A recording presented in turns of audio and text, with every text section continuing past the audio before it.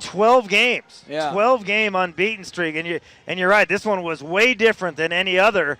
And yet the Wisconsin Badgers, you have to credit them. I mean, this was a team that looked like they were dead in the water. They get a 5-minute major, and not only did they get 2 power play goals on that 5-minute major, without some tremendous saves by Evan Cowley in that last minute of the 5-minute major, they easily could have tied the game. Yeah, and that's why I'm really proud of Evan. I know it's been hard because he's such a talented senior goaltender, but he's a great teammate, and he went in there, and he was awesome. I mean, he was square to pucks, he was big, and there was a lot of red jerseys coming there, especially that 6-on-5 for the last 2 minutes, and he just kept smothering pucks, and that's what you need. If you're going to be an elite team in the country, you need to have depth at every position, and we have it. And talking about elite players, he's been kind of a slower hasn't been as active as we've seen him early on. But tonight, Henrik Borgstrom just showed the talent that he has. I mean, my goodness, that second goal he had on that wrist shot that nobody saw, barring in. I mean, just an NHL shot. And really his 3 points tonight, I thought, made him the best player on the ice. He was special with the puck. Without the puck, elite. He was elite. Without the puck, the young man still has a ways to go.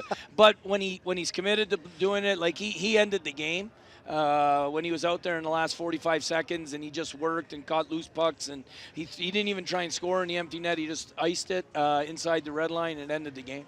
Well, I thought he was tremendous on faceoffs tonight. Both he and Marcineau at one point, you had a huge faceoff differential win, and I think that helped you guys throughout the night.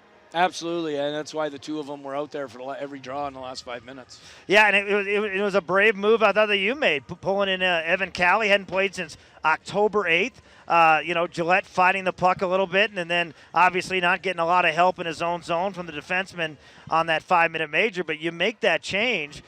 That was a very courageous move you had to make, and Cowley came through for you. He did, and again, that's why you want to have great depth, and you need to stall momentum. They just scored, so made sure he took his time, get over the board slowly, put that glove on, make sure that tightener's tight. Yeah, and that's a long way to go. It's kind of like baseball going with the closer that hasn't pitched in 4 months, and that was about it with Cowley. But that's why you practice all week long and get ready when your number's called. Not even Rudy Junda, he hasn't played much this year. He hadn't played since Michigan State, and comes in this weekend, plays great. And that's why it's important that we practice with the same pace, and our practices have to be difficult just like games are. So those guys are game ready. Well, 12-game unbeaten streak, and now you go back to start the Gold Pan Cup. You take on Colorado College down at CC next weekend, and then back up here at Magness Arena. And that's always, I'm sure, one of the first things on your objectives going into the year is to hold on to that Gold Pan Cup. Oh, absolutely. And, we need to make hay in our conference. I thought that tying one game against Miami maybe, but tying both, we really gave up some points there, and hopefully we can get on the winning track back in the NCHC next weekend. Well, great night tonight. I mean, the DU men's soccer team wins. They beat Washington, go to the grade 8 or the final 8 in soccer. Colorado Buffaloes win. They're going on to the Pac-12 championship for football. We don't care about the Buffaloes here at the University of Denver. I meant for the great people of the state of Colorado. That's good, but I'm really happy. Let's talk more about our soccer team. Tremendous. Not only the soccer team, but Matt Shaw, the strength and conditioning coach, really covers soccer and hockey. Huge night for Matt Shaw. Yeah, he's the best in the business, and we're lucky to have him. All right, well, I mean, a tremendous win for the Pioneers. Tough win, just like Air Force, but kind of exciting to get 11 goals in this building.